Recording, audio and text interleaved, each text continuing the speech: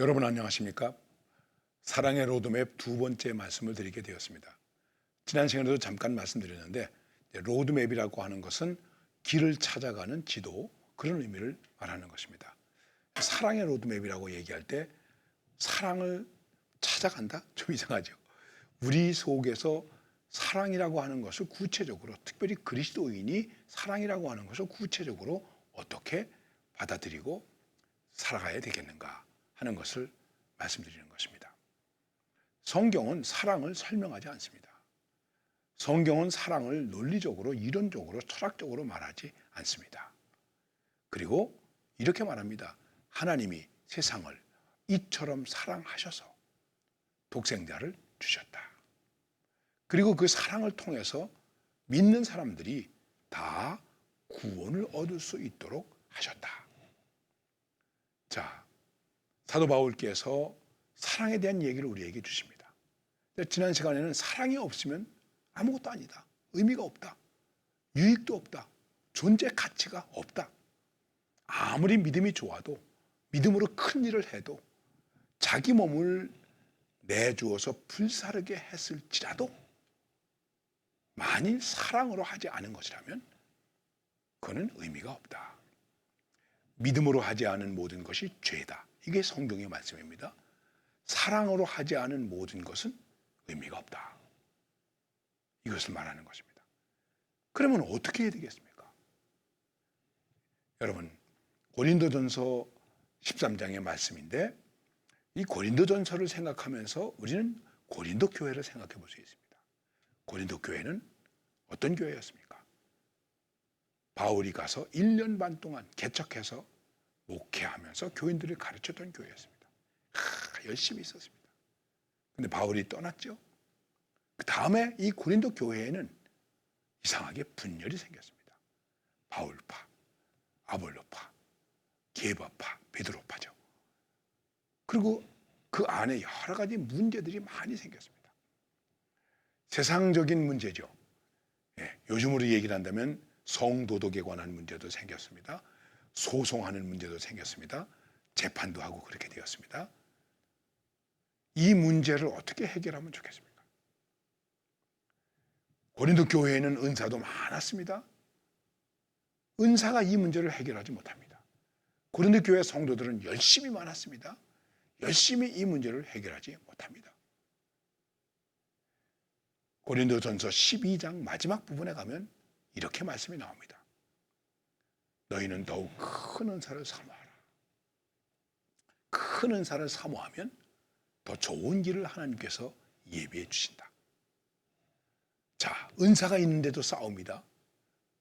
열심히 있는데도 분란이 있습니다. 해결할 방법이 없죠. 여러분, 좀 부정적인 얘기 같습니다만은 우리 교회에 문제가 많습니다. 물론 문제 없는 교회가 더 많습니다. 그러나 표면적으로 나타나는 교회들의 문제가 얼마나 많이 있는지 모릅니다. 그런데 우리는 어떤 사람입니까? 믿음을 가진 사람들입니다. 기도하는 사람들입니다. 적어도 우리는 하나님의 사랑을 받았다고 하는 사람들입니다. 그런데 문제가 많습니다. 인간이 사는 곳이니까 문제가 있을 수밖에 없겠죠. 저라고 문제가 없겠습니까? 문제가 많이 있겠죠. 자, 이 문제 속에서 문제를 풀어갈 수 있고 우리의 삶을 믿음으로 살아가게 하기 위한 그 방법이 무엇일까? 사랑으로 살아야 된다. 그러면 그 사랑의 로드맵이 사랑으로 살아야 하는 구체성은 무엇일까 하는 것이죠. 어려운 얘기가 아닙니다. 이 문제에 대해서 사도 바울은 이렇게 말합니다. 사랑은 오래 참고. 뭐 사랑은 참는다. 뭐 설명이 다 된 거죠. 그래, 참아야지. 사랑은 참는 거야. 내가 참아야지. 참으면 됩니다. 참기 어렵죠. 여러분, 우리가 이 세상에서 살아가면서 사랑을 받고 삽니다. 근데 사랑을 받는데 그 사랑을 받는 모습이 식물적 사랑의 모습이 있다. 이렇게 말하기도 합니다. 그 무슨 얘기냐면 계속 주는 것을 받는 것이죠.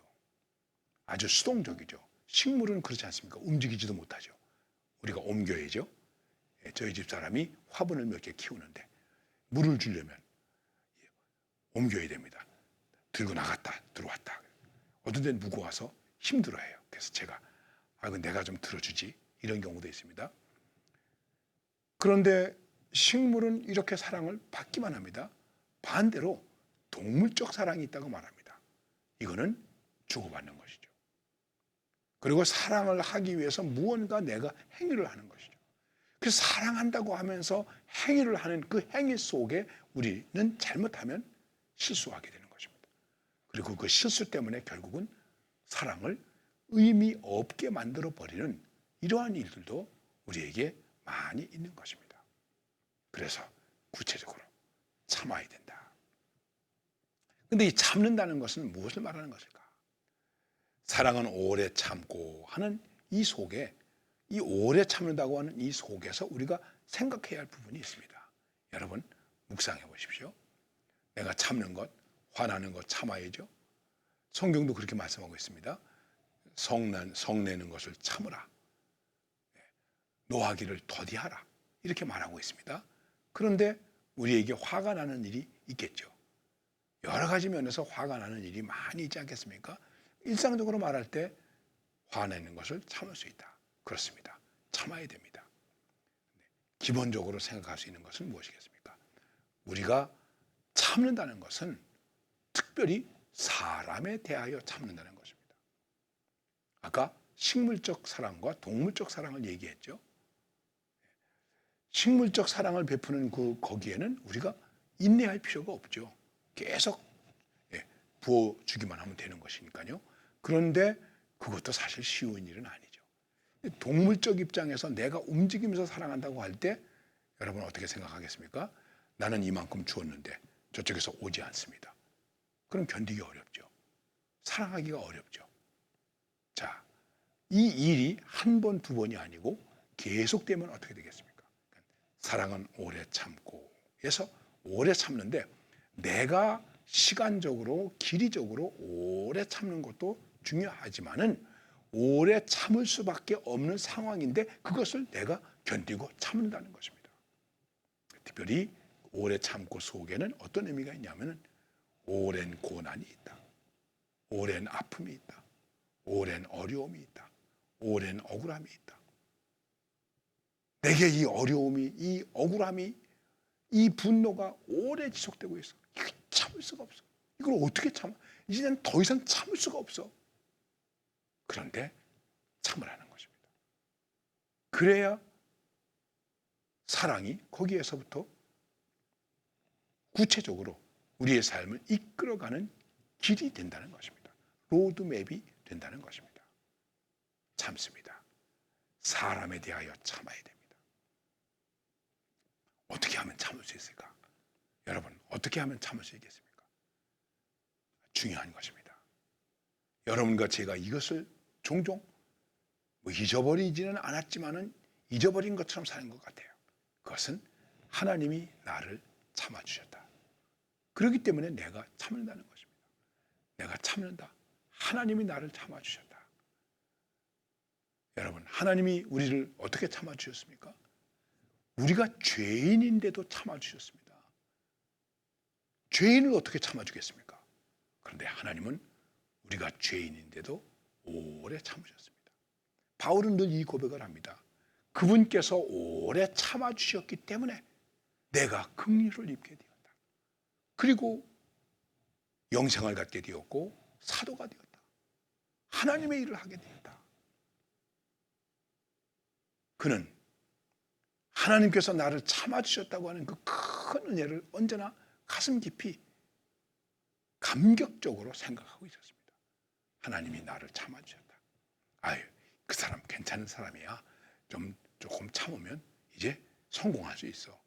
그게 아니고 죄인인데, 아주 나쁜 놈인데 참아줄 수 없어. 이렇게 될 수 있지 않겠습니까? 그런데 참아주셨다는 것입니다. 아들이 돌아올 때까지 참아주십니다. 그러니까 우리도 그렇게 참아야 된다는 것입니다. 아우구스티누스라고도 말하죠. 회개하게 되었을 때, 그리고 회개하고 주님을 영접하게 되었을 때에 그가 이렇게 고백합니다. 아, 하나님, 이 괴물과 같은 이 죄인을 이다지도 오래 참으셨습니까? 아니, 그냥 벼락에서 내려서 죽게 하지. 하나님 앞에서 제대로 살지 못하고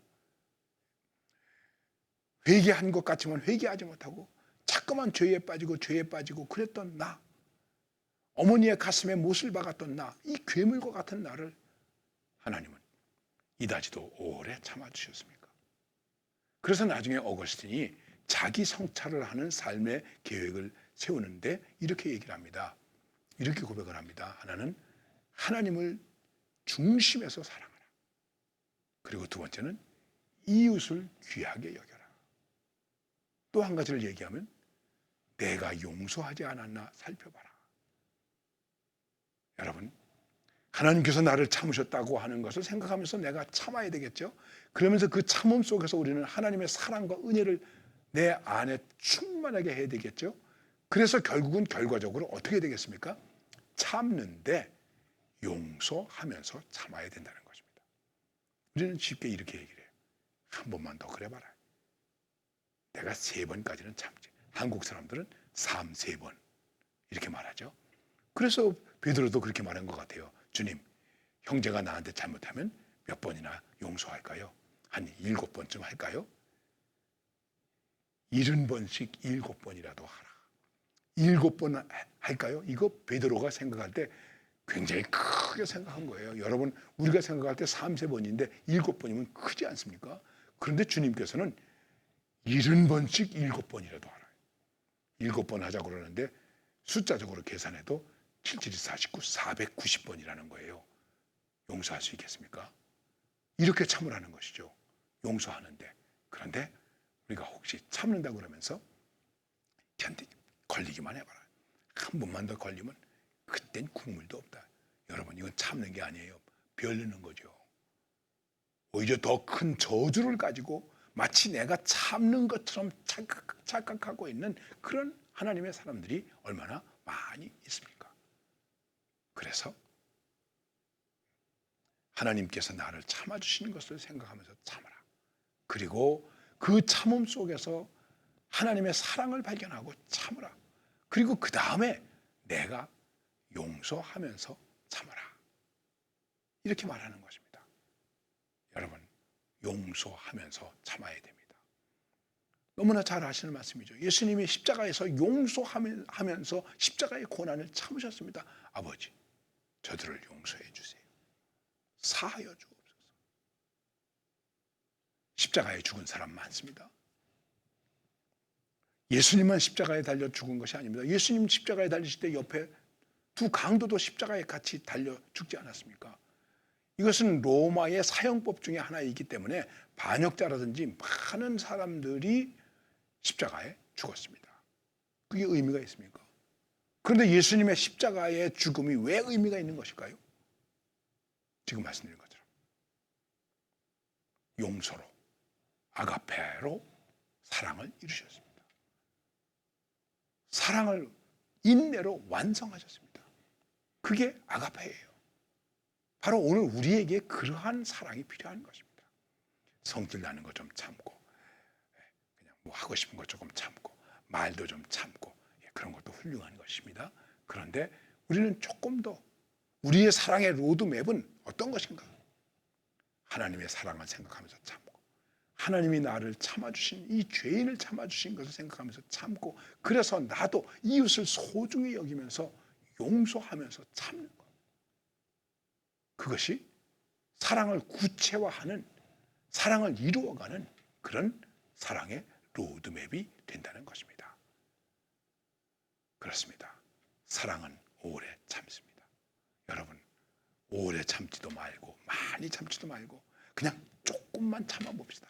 그래도 그 안에서 사랑이 이루어질 수 있습니다. 우리는 하나님의 사랑을 받은 사람입니다.